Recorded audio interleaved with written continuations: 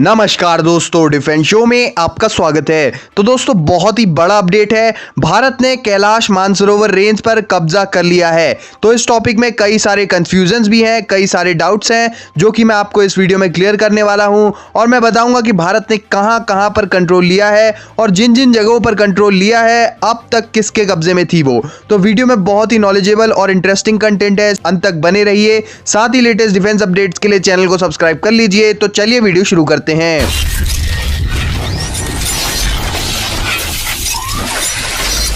तो दोस्तों, Indian army जैसे कि लगातार चीन से तनाव के बीच एग्रेसिव एक्शंस लेते जा रही है एलएसी पर, तो उसी के चलते खबरें चल रही हैं कि भारत ने कैलाश मानसरोवर रेंज पर कब्जा कर लिया है। तो पहले तो मैं आपको यह साफ कर दूं कि कैलाश मानसरोवर रेंज पर हमने कब्जा नहीं किया है, बल्कि ये भारत का ही एक हिस्सा है। लेकिन हाँ, 1962 के युद्ध के बाद यहां से हमारा कंट्रोल छिन गया था।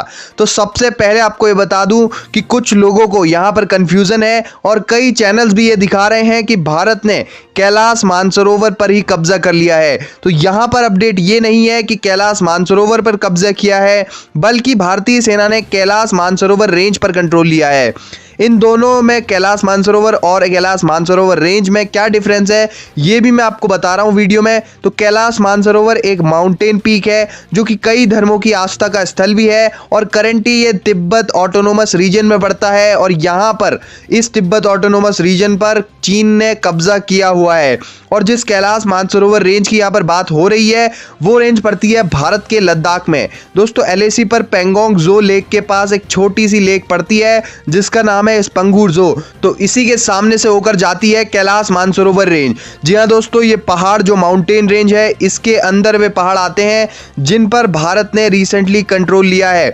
फिर चाहे वो चुशुल सेक्टर हो, हेलमेट टॉप हो, मगर हिल हो या फिर गुरंग हिल हो, और वहां से रेकिन ला तक ये सारे माउंटेन्स या फिर कहें हिल्स कैलाश मानसरोवर रेंज के अंदर आते हैं।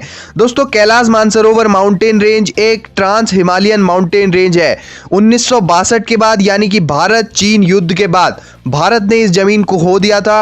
हालांकि इनमें से कुछ हिल्स पर चीनी पोस्टें बनी हुई थी, लेकिन इस रेंज के ज्यादातर हिस्से को दोनों ओर से खाली कर दिया गया था। और 1962 के बाद पहला ऐसा मौका है जब भारत लगभग पूरी कैलाश मानसरोवर रेंज पर कंट्रोल कर रहा है। रिसेंटली दोस्तों, भारतीय सेना ने मगर हिल, हेलमेट टॉप, गुरंग हिल और ऐसे ही कई सारे हिल्स पर पॉइंट पर पोजीशन ली है।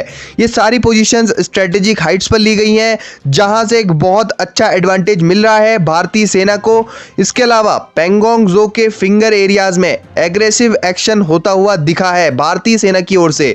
इसके अलावा स्पंगूर गैप में चीनी और भारतीय सेना बहुत ही ज्यादा नजदीक आ चुकी हैं और मुश्किल से कुछ ही 100 मीटर्स के फासले पर खड़ी हैं।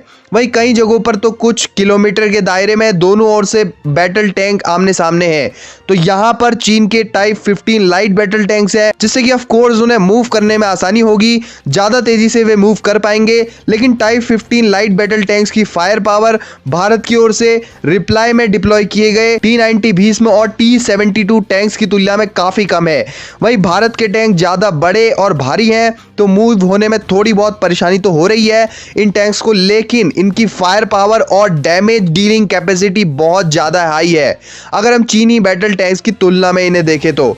वहीं इन्हें आसानी से डैमेज भी नहीं पहुंचाया जा सकता, तो इसकी वजह से भी भारतीय सेना फ्रंट फुट पर है। और इसके अलावा स्ट्रेटेजिक हाइट्स पर होने की वजह से भी बहुत ज़्यादा फायदा भारतीय सेना को मिल रहा है। तो कैलाश मानसरोवर रेंज का ज़्यादातर हिस्सा अब वापस से भारत के अधिकार क्षेत्र में है और आगे हो सकता है कि 1962 की गलतियों को सुधारते हुए हम वापस से अपनी ज़मीन के कई बड़े हिस्सों को भी रिक्लेम करें और भारतीय सेना और भी कई इलाकों पर अपना कंट्रोल ले। आप क्या सोचते हैं इस बारे में कमेंट सेक्शन में जरूर बताएं। साथ ही लेटेस्ट डिफेंस अपडेट्स के लिए चैनल को सब्सक्राइब कर लें। जय हिंद, वंदे मातरम।